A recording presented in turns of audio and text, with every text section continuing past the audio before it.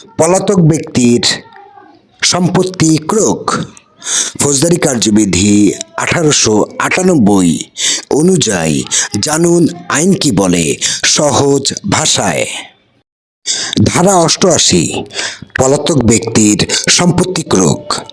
Number 1, শুধুমাত্র হুলিয়া জারিকারী আদালত যে কোনো সময় হুলিয়াধীন ব্যক্তির স্থাবর বা অস্থাবর বা উভয় প্রকার সম্পত্তি ক্রোক করার আদেশ দিতে পারেন।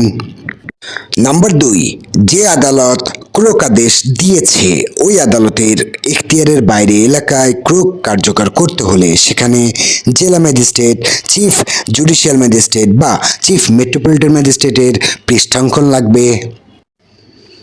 নাম্বার 3, ঋণ অথবা অস্থাবর সম্পত্তি ক্রোক করতে হবে। ক, আটক করে অথবা খ, রিসিভার নিয়োগ করে অথবা গ, উক্ত সম্পত্তি অর্পণ ডেলিভারি নিষিদ্ধ করে অথবা ঘ, আদালতের ইচ্ছানুসারে এরূপ সমস্ত ব্যবস্থা অথবা যে কোনো দুটি ব্যবস্থা গ্রহণ করে।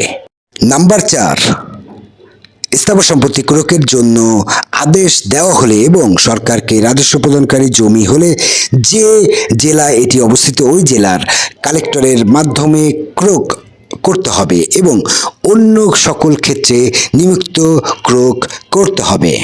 দখল গ্রহণ করে বা রিসিভার নিয়োগ করে বা উক্ত সম্পত্তি অর্পণ ডেলিভারি নিষিদ্ধ অথবা আদালত ইচ্ছানুসারে এরূপ সমস্ত ব্যবস্থা অথবা যে কোনো দুটি ব্যবস্থা গ্রহণ করে। নাম্বার 5, ক্রোককৃত সম্পত্তি প্রাণী অথবা সহজে পচনশীল প্রকৃতি হলে আদালত প্রয়োজন মনে করলে অবিলম্বে তা বিক্রয়ের আদেশ দিতে পারেন। নাম্বার 6, এই ধারার অধীন নিযুক্ত রিসিভারের ক্ষমতা, কর্তব্য এবং দায়ী কার্যবিধি 1908 এর তফসিল 1 এর 40 আদেশ দায়িত্ব অনুসারে নিযুক্ত রিসিভারের ক্ষমতা, কর্তব্য ও দায়িত্বের অনুরূপ হবে। নাম্বার 6 ক, ক্রোককৃত সম্পত্তিতে হুলিয়াধীন ব্যক্তি ব্যতীত অন্য কোনো ব্যক্তির স্বার্থ থাকলে উক্ত ব্যক্তিকে ক্রোকের তারিখ হতে 6 মাসের মধ্যে দাবি উত্থাপন করতে হবে। এরূপ দাবি তদন্ত সাপেক্ষে সম্পূর্ণ বা আংশিক অগ্রাহ্য হতে পারে।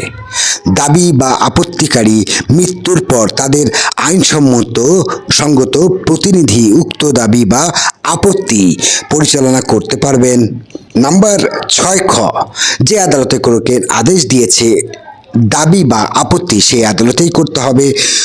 6 গ, দাবি বা আপত্তি যে আদালতে করা হয়েছে সেই আদালতের সেই বিষয়ে তদন্ত করবেন। এরূপ দাবি চিফ জুডিশিয়াল ম্যাজিস্ট্রেট বা চিফ মেট্রোপলিটন ম্যাজিস্ট্রেট এর নিকট করা হলে তিনি তা নিষ্পত্তির জন্য তার অধীনস্থ কোনো ম্যাজিস্ট্রেট বা মেট্রোপলিটন ম্যাজিস্ট্রেটের নিকট অর্পণ করতে পারেন।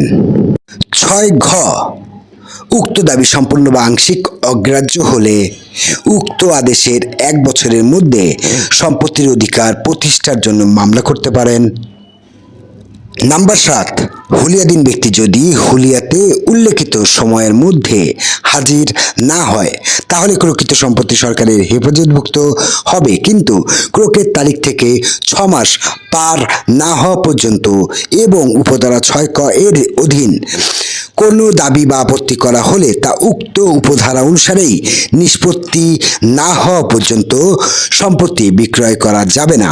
কিন্তু সম্পত্তি যদি দ্রুত ও স্বাভাবিকভাবে ধ্বংসশীল বা পচনশীল হয় অথবা আদালত যদি মনে করেন তাৎক্ষণিক মালিকের পক্ষে বিক্রয় করা লাভজনক হবে তাহলে আদালত তখন উপযুক্ত মনে করবেন তখন তা বিক্রয়ের ব্যবস্থা করতে পারেন।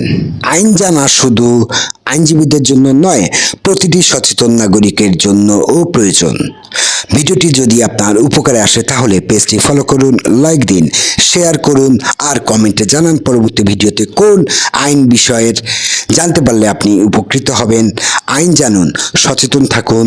এই ভিডিওটি শেয়ার করে অন্যদের জানার সুযোগ করে দিন। ধন্যবাদ।